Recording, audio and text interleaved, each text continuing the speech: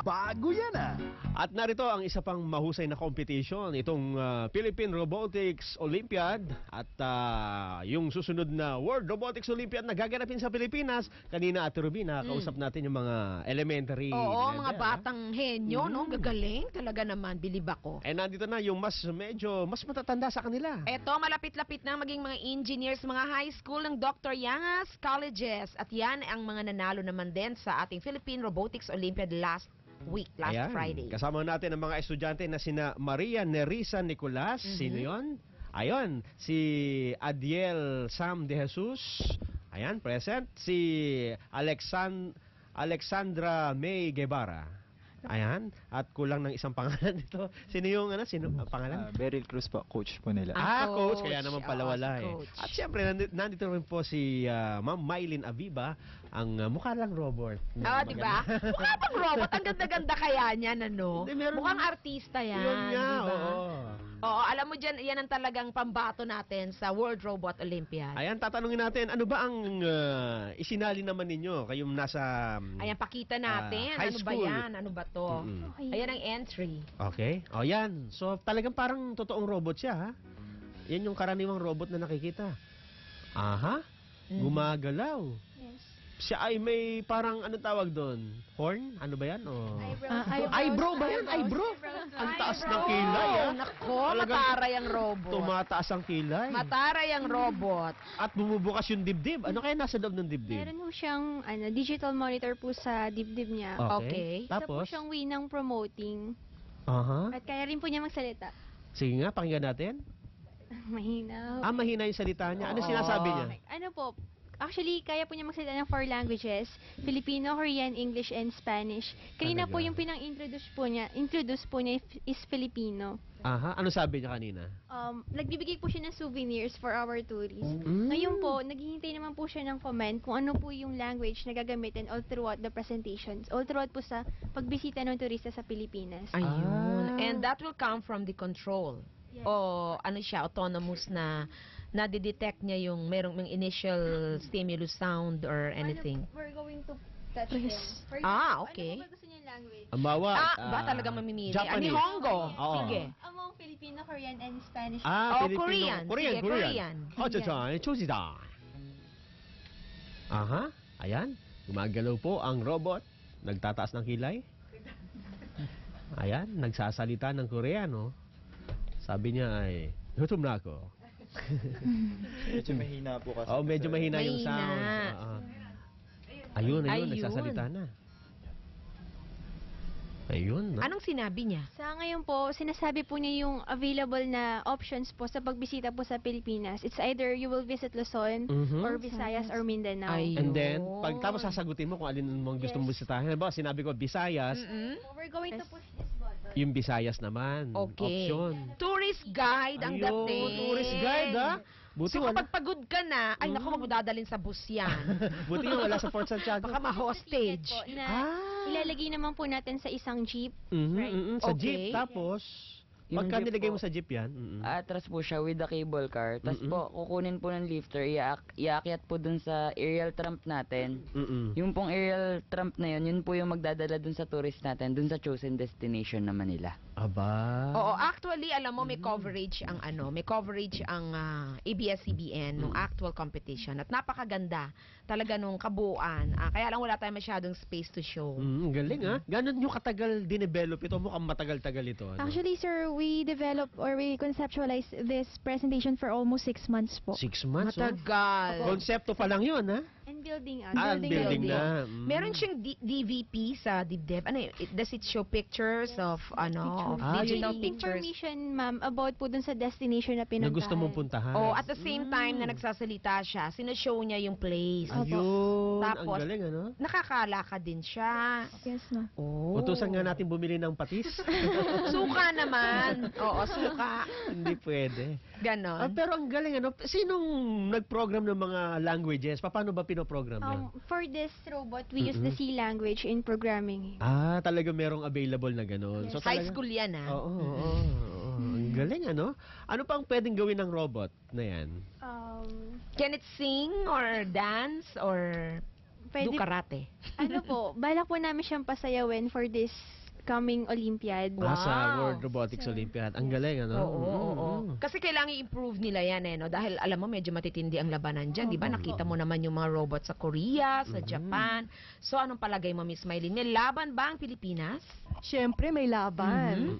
And as I mentioned earlier, talaga pong sisikapin natin makakuha ng medalya ang Pilipinas. Magkakaroon tayo talaga ng training and then sharing of resources importante and also information between the coaches and our technical committee. Oo, napakalaki ng hirap ng ating rules committee dyan. Dahil ang nag-design ng ating games for WRO usually, ito yung host country, di ba, Miss Mylene?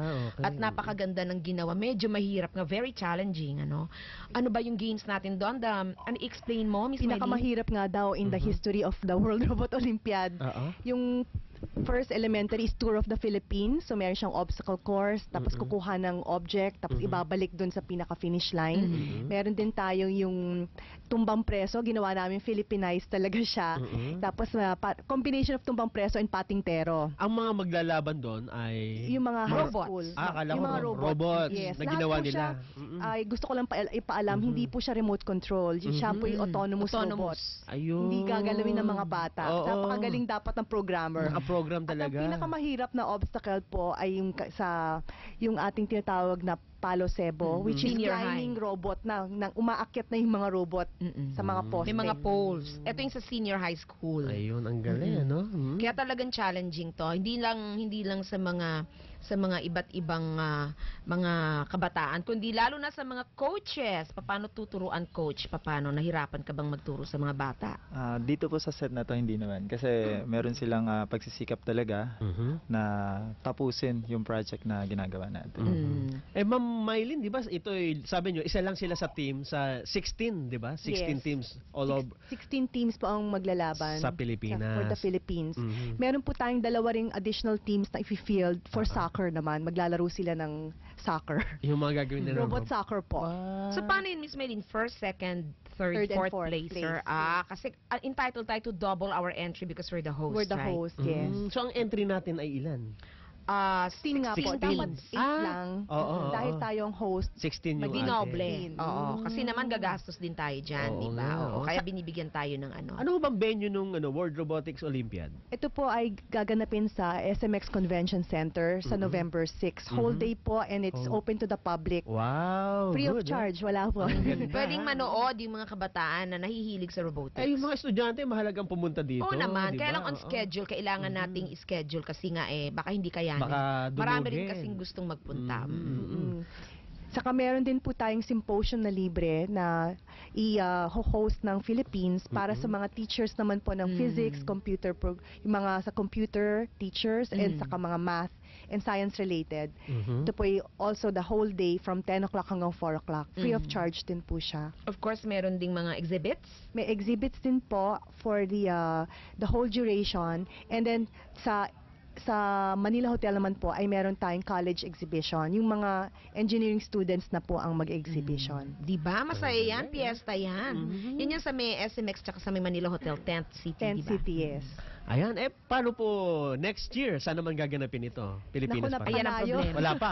Meron na. Meron na Kasi 2 years ang planning po. oo. Abu Dhabi Nag-bid po na, tayo. nanalo Abu na. Dhabi, wow. Abu Dhabi sa Great. United Abu Arab Dhabi. Emirates. Maganda Kaya kung may mga doon. OFW friends kayo. Pero, ang Dami. mahal. Tsaka Yeah. maganda ron, di ba? Yes, Oo, I'm oo. sure. Opo. Mga ilang teams naman ang dadali natin sa Abu Dhabi. Depende sa budget. Kasi chinek ko na ho yung pamasahe baka isang bata lang mapadala natin. Ay nako, sana ang mga mayors ng mga mananalong schools, 'di ba, tumulong para naman 'di ba, magkaroon tayo talaga ng ng magandang representation pagdating doon. Last year po ba saan ito? Sa Korea po, sa Pohang City. Mas It is malapit-lapit. 2 hours from from Busan. Nakakuha po ba tayo doon ng medal? Yung last po, year? 2 judges awards po, yung mga elementary naman nakakuha. Claret Elementary School, saka ang Grace Christian Wow. Elementary So, School. sana ngayon meron din, no? Lalong-lalo na ang dami Kailangan nating mo talaga entry. Oo nga. Oh, alam mo, Kuya Nelson, meron pa tayong ibang mga kabataan, 'di ba, na i-interviewin din, Yan. na kasama din sa WRO at sa PRO. Aba, Nanalo marami din sila. pa. Sige po, ma'am, ha? Okay. Babalik tayo para dun sa iba pang mga estudyante at mga project nila dito sa World Robotics Olympiad. At, FEU po ang nag-first runner-up sa UAAP Cheer Dance Competition. Akala ko sila na magcha-champion eh. Hindi pa ba? Oo, FEU. So, sino yun? Ang Eh, kaya? Ang malamang ating, yung champion. blue. Kulay blue. Bago yan ah.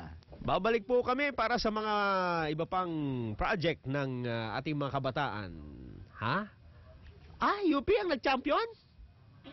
UP Pep Squad? UP pala.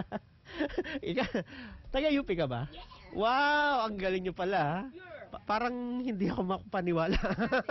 Bago yan ah. Oras natin muna mga kapamilya. Alas 4:56.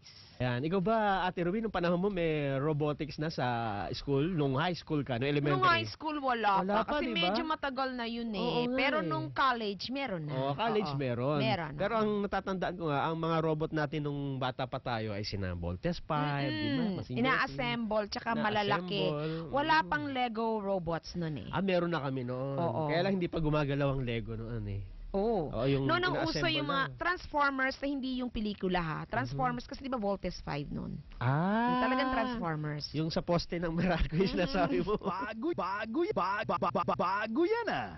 Magbabalik po kami. Sandali lang. Meron lang tayong ilang pagbabalita mula sa kay Sandro Ochona, di ba? Oo, kala Sandro Marudo. Sandro Ochona.